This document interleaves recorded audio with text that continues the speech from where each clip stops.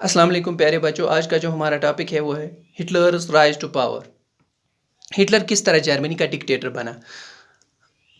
अब हम world war first के बाद की जर्मनी के बारे में पढ़ेंगे, जर्मनी की हुकूमत के बारे में पढ़ेंगे। उस टाइम वर्ल्ड वार फर्स्ट के बाद जब जर्मनी के हालात बहुत ख़राब थे तो वहाँ पे वीमर्स रिपब्लिक की गवर्नमेंट थी। ये एक डेमोक्रेटिक गवर्नमेंट थी, ये एक अनसूटेबल गवर्नमेंट थी। जब जब डेमोक्रेटिक अनसूटेबल हो जाती है तब मुल्क में क्या होता है कि डिक्टेटरशिप के आने के आसार बहुत ज़्यादा बढ़ जाते हैं।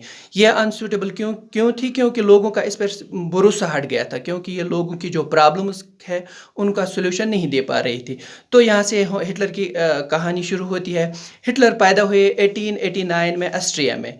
उसने अपनी जो जवानी है वो गरीबी में गुजारी। उसके बाद वर्ल्ड वार फर्स्ट में हिटलर फौज में भर्ती हुए और उसने as a messenger in front काम किया और बाद में वो कॉर्पोरल बने और बहुत सारे बहादुरी के इनाम जीते। इन 1919 में हिटलर ने क्या किया? उसने एक पॉलिटिकल पार्टी थी जर्मनी में जिसका नाम था जर्मन वर्कर्स पॉलिटिकल पार्टी, वही ज्वाइन किया। बाद में हिटलर इसी पार्टी के हेड बने और उसने इस पार्टी का नाम बदल कर national socialistic German workers party रखा और फिर बाद में यही पार्टी नाजी पार्टी के नाम से मशहूर हो गई। अब हम देखेंगे कि नाजी पार्टी ने किस तरह से जर्मनी की जो पॉलिटिक्स थी उसमें अपने आप को किस तरह से उबारा।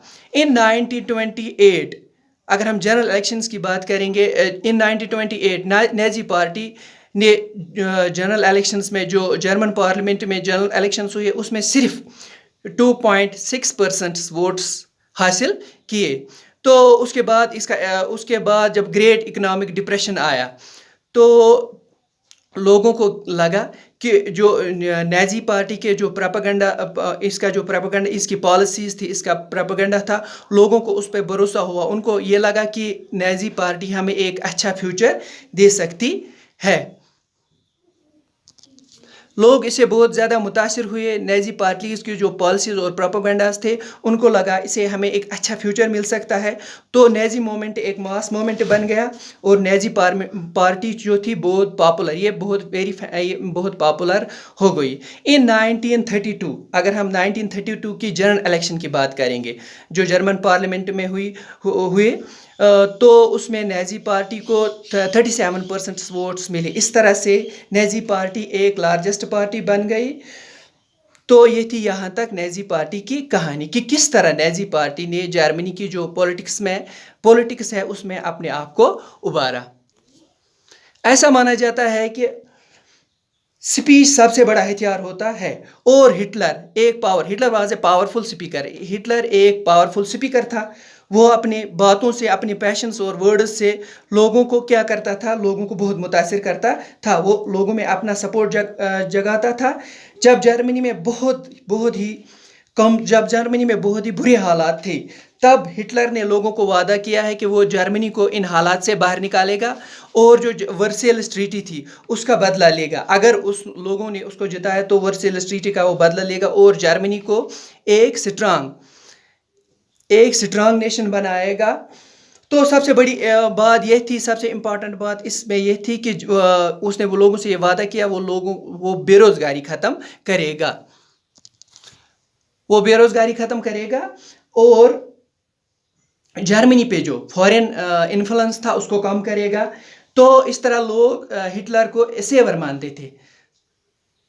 जर्मनी के लोग अब हिटलर को सेवर मानने लगे।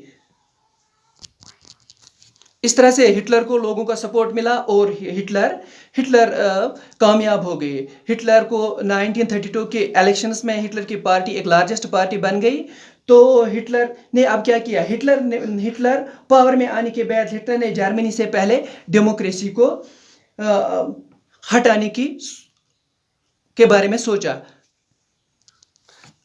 अब हम यहाँ पे देखेंगे कि हिटलर ने पावर में आने के बाद, इक़्तिदार में आने के बाद जर्मनी से डेमोक्रेसी किस तरह हटाई। तो उसने यहाँ पे डिक्टेटरशिप किस तरह कायम की।